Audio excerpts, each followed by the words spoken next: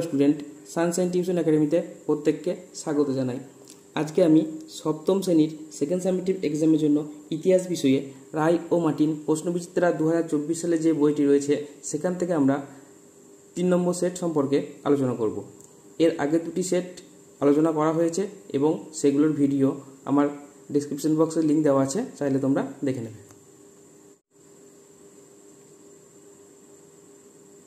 দেখো, একের থেকে প্রথম কোশ্চেন, মোহাম্মদ ঘুরি মারা যান 1212 খ্রিস্টাব্দে, 1206 খ্রিস্টাব্দে, 1218 খ্রিস্টাব্দে। এটা কারেক্ট আনসার হবে 1206 খ্রিস্টাব্দে। নেক্সট কোশ্চেন দেখো, ভারতের প্রথম মুঘল বাদশাহ ছিলেন হুমায়ুন, জাহাঙ্গীর, বাবর। এটা সঠিক আনসার হবে বাবর। তারপরে দেখো 3 নম্বর কোশ্চেন দিয়েছে, পানিপথের দ্বিতীয় যুদ্ধ হয়েছিল 1556 খ্রিস্টাব্দে, 1562 খ্রিস্টাব্দে, 1528 খ্রিস্টাব্দে। এটা সঠিক আনসার হয়ে যাবে 1556 খ্রিস্টাব্দে। নেক্সট কোশ্চেন দেখো, সুলতানের আমলে প্রথম দিল্লিকে বলা হয় কুতুব দিল্লি, নতুন দিল্লি, শহরই নও। এটা কারেক্ট আনসার হবে কুতুব দিল্লি।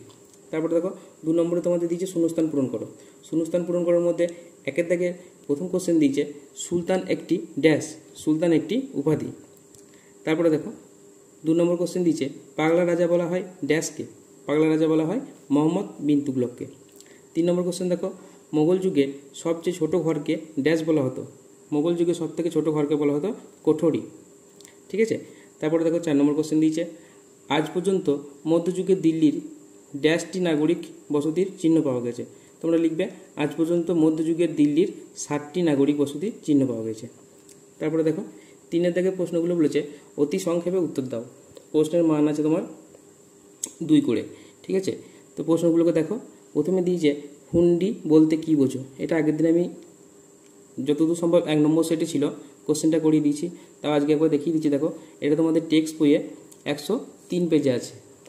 দেখো, আমি তোমাদেরকে দেখিয়ে দেওয়ার চেষ্টা করছি। হুন্ডি। তুর্কি শাসকদের আমলে কাগজের ব্যবহার শুরু হলে সরাবরা হুন্ডি নামে এক ধরনের কাগজ চালু করেছিল। বণিকরা কোনো এক জায়গায় সরাবকে টাকা জমা নিয়ে সেই কাগজ কিনে নিয়ে অন্য জায়গায় তা প্রয়োজন মতো ভাঙিয়ে নিত।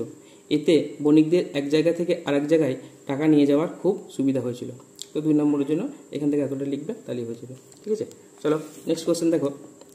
নেক্সট কোশ্চেন বলেছে পানিপথের প্রথম যুদ্ধ কবে এবং কাদের মধ্যে হয়েছিল। এটা আগের দিনই করানো হয়েছে। দেখো, পানিপথের প্রথম যুদ্ধ হয়েছিল 1526 খ্রিস্টাব্দে বাবর ও ইব্রাহিম লোদির মধ্যে। দেখো, তোমাদের প্রথম যুদ্ধও দিয়েছে, আবার শর্ট কোশ্চেনে দ্বিতীয় যুদ্ধও দিয়েছে। তাহলে প্রথম যুদ্ধ হয়েছিল 1526 খ্রিস্টাব্দে, দ্বিতীয় যুদ্ধ হয়েছিল 1556 খ্রিস্টাব্দে। ঠিক আছে। তাহলে এই প্রশ্নটা লিখবে পানিপথের প্রথম যুদ্ধ হয়েছিল 1526 খ্রিস্টাব্দে বাবর ও ইব্রাহিম লোদির মধ্যে। তারপরে দেখো 3 দাগে দিয়েছে ভাস্কো ডা গামা কত খ্রিস্টাব্দে ভারত আসেন। লিখবে ভাস্কো ডা গামা 1498 খ্রিস্টাব্দে ভারত আসেন।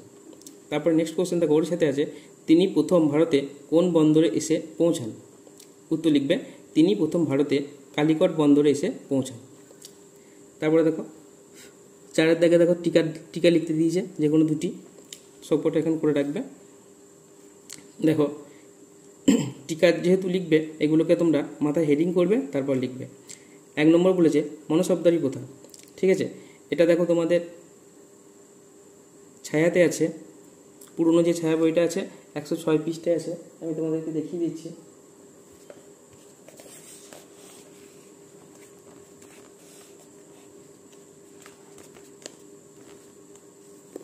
দেখো, এটা লিখবে মনসবদারি প্রথা বলে পয়েন্ট করবে, দিয়ে লিখবে মনসব কথার অর্থ হলো সরকারি পদমর্যাদা।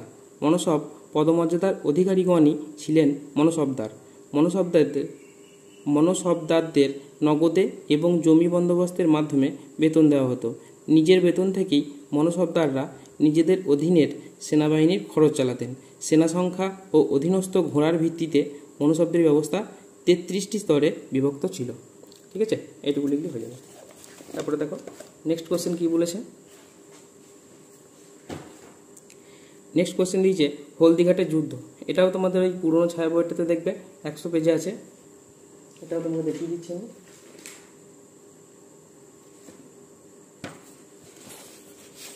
100 নম্বর পেজে আছে, দেখবে পুরোনো বইটাতে। দেখো,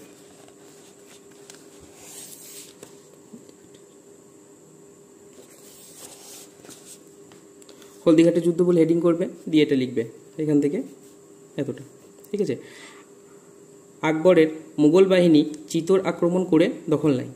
এরপর একে একে রাজপুত রাজারা আকবরের বশ্যতা স্বীকার করে নেয়, কিন্তু রানা উদয় সিং আমৃত্যু মুঘলদের কাছে মাতানত করেননি। উদয় সিংয়ের মৃত্যুর পর তার সুযোগ্য পুত্র রানা প্রতাপ সিংহ এই লড়াই চালিয়ে যান। মেবারের পশ্চিমাংশ দখলের লক্ষ্যে অম্বরের মান সিংহ ও আসফ খানের নেতৃত্বাধীন মুঘল বাহিনী অগ্রসর হয়। রানা প্রতাপ তাদের বাধা দিতে এগিয়ে এলে উভয় পক্ষের মধ্যে শুরু হয় হলদিঘাটের যুদ্ধ 1576 খ্রিস্টাব্দে। এই যুদ্ধে রানা প্রতাপ পরাজিত হলেও বশ্যতা স্বীকার করেননি। আমৃত্যু তিনি মুঘলদের বিরোধিতা করেন। তারপরে দেখো নেক্সট কোশ্চেন কি আছে। নেক্সট কোশ্চেন আছে আকবরের নবরত্ন। এটা তোমাদের প্রান্তিক বই আছে, প্রান্তিক বইয়ে এটা তোমাদের প্রান্তিক বই আছে 137 পৃষ্ঠায়। দেখো এটা আকবরের নবরত্ন বলে পয়েন্ট করবে। আকবরের দরবারে বহু কবি, সাহিত্যিক, ইতিহাসবিদ, শিল্পী প্রভৃতি জ্ঞানীগুণী মানুষের সমাবেশ ঘটেছিল। এদের মধ্যে বিশিষ্ট 9 জনকে নবরত্ন বা নবরতন বলা হতো।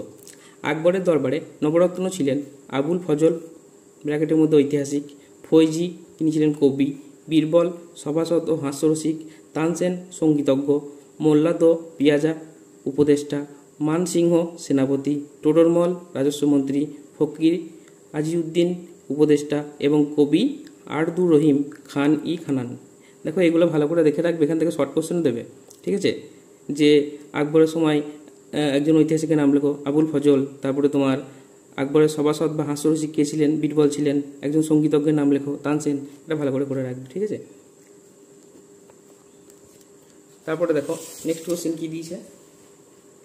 নেক্সট কোশ্চেন দিয়েছে পানিপথের দ্বিতীয় যুদ্ধ সম্পর্কে যা জানো লেখো। এটা 5 নম্বর কোশ্চেন, একটু বড় করে লিখতে হবে। এটা তোমাদের রায়মার্টিনে পুরনো ছায়াটাতে 100 পেজে আছে, যদিও ছোটো করে আছে, আর রায়মার্টিনে একটু বড় করে আছে। 5 নম্বর কোশ্চেন তো একটু বড় করে লিখবে, 144 পেজে আছে, দেখিয়ে দিচ্ছি।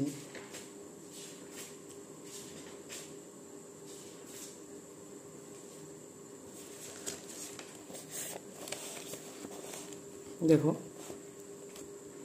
এটা লিখবে, যার বই আছে বইয়ে দাগিয়ে নেবে, আর যার বই নেই সে ভিডিওটিকে পজ করে লিখে নেবে। এতটা আর বলছি না গো, দেখে নাও একটু, ঠিক আছে। এই পানিপথের দ্বিতীয় যুদ্ধের কারণ আর ফলাফল পড়লেও এই কোশ্চেনটাই লেখা যাবে। ওই যুদ্ধ সম্পর্কে যা জানো ওখানেও যা লেখা যাবে, আবার যদি ফলাফল দেয় সেখানেও এইটাই লেখা যাবে, ঠিক আছে। ভালো করে দেখো, কারণগুলো তোমার দিয়েছে 3টে কারণ আছে, 3টে পয়েন্ট করে, এগুলো পয়েন্ট করে লিখবে। 5 নম্বরের কোশ্চেন পয়েন্ট করে লিখলেই ভালো লাগবে। আর ফলাফল আছে, ফলাফল পর্যন্ত লিখবে, এখান থেকে এতটা, ঠিক আছে। পরবর্তী কোশ্চেন দেবে। তারপর দিয়েছে মোহাম্মদ বিন তুগলককে কেন পাগলা রাজা বলা হতো। এটাও প্রান্তিকে দেখো 107 পৃষ্ঠায় আছে।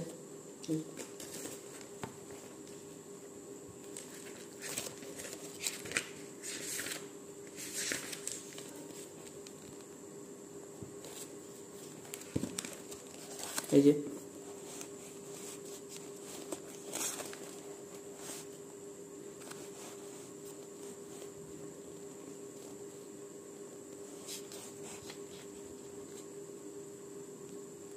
এখান থেকে করে নেবে।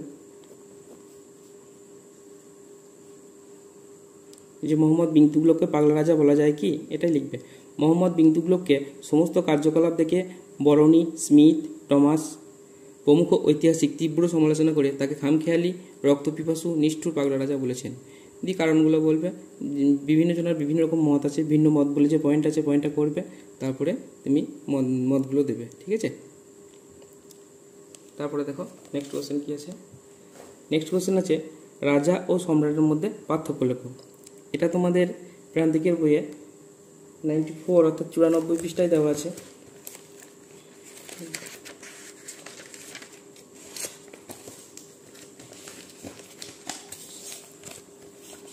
এ দেখো, রাজা ও সম্রাট শব্দটি ব্যাখ্যা করো। এটাই লিখবে, পার্থক্য যেহেতু দিয়েছে তাই রাজা সম্পর্কে লিখবে। রাজা ও সম্রাট দুটি উপাধি হিসেবে শাসকেরা ব্যবহার করতেন।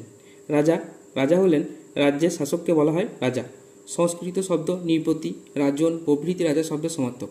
ভারতবর্ষের অমুসলমান শাসকেরা রাজা উপাধি ব্যবহার করতেন, আর সম্রাটকে বিশাল এলাকা জুড়ে এবং একাধিক রাজ্যের উপর কর্তৃত্ব করতেন এমন শাসকের উপাধি ছিল সম্রাট। সম্রাটের শাসনাধীন অঞ্চলকে সাম্রাজ্য বলা হতো।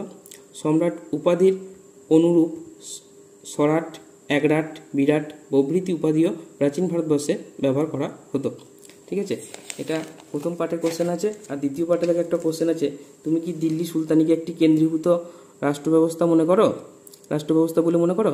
এই কোশ্চেনটা আমার কাছে প্রান্তিক আর ইয়েতে আমি পেলাম না। দেখবে এটা রায়মাটির নতুন যে বইটা আছে 93 পৃষ্ঠায় আছে। আমি ছবিটা দিয়ে দেবো, ওখান থেকে তোমরা নোটটাকে ভিডিওটিকে পজ করে নোটটাকে খাতার মধ্যে নোট ডাউন করে নেবে। ঠিক আছে, লাস্ট কোশ্চেনের সেকেন্ড পার্টটা দেখো দিয়ে দিলাম ছবি আকারে, তোমরা এখান থেকে ভিডিওটিকে পজ করে লিখে নেবে। ঠিক আছে, তো ফ্রেন্ড আজ এই পর্যন্তই। আবার আমি পরবর্তীতে 4 নম্বর সেট নিয়ে আলোচনা করব। ভিডিওটিকে ভালো লাগলে লাইক করবে এবং সাবস্ক্রাইব করে রাখবে চ্যানেলটিকে, পরবর্তীতে এই ধরনের ভিডিও আপলোড করার সাথে সাথে যাতে দেখতে পাও। ঠিক আছে, প্রত্যেকে ভালো থাকবে, সুস্থ থাকবে। চলো দেখা হচ্ছে পরবর্তী ভিডিওতে।